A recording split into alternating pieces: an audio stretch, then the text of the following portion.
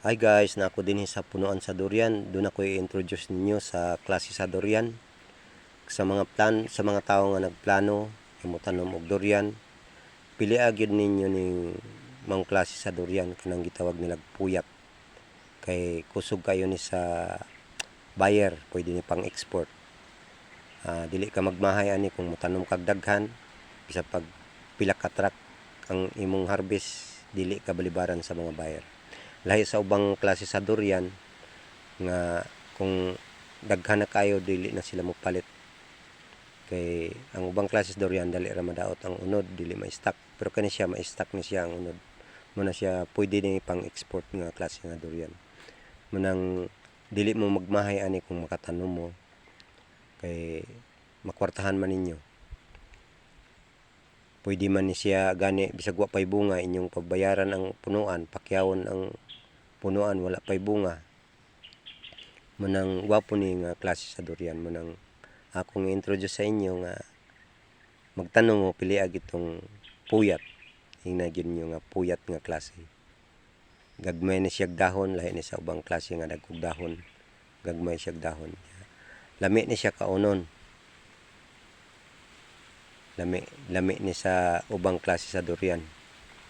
Munang ayaw mo ka hadlok nga magtanom og daghan, basta puyat lang inyong itanom.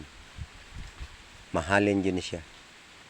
Walay problema ni siya kung daghan inyong itanom. Sa pagpila ka hektarya inyong itanom, mahalin yun ni siya. Manang akong giawhag sa mga tao nga nagplano nga motanom, pili agad ninyo yung klase ni sa durian. Puyat ni siya.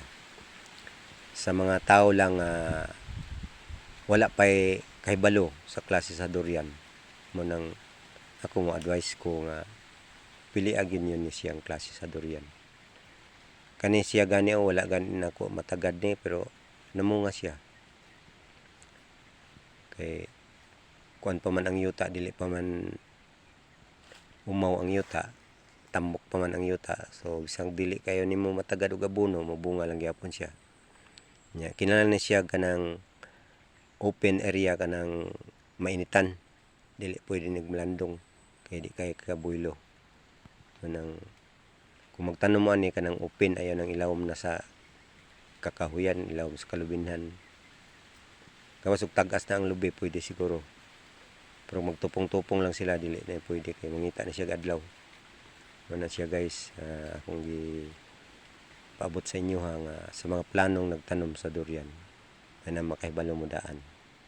Kana lang.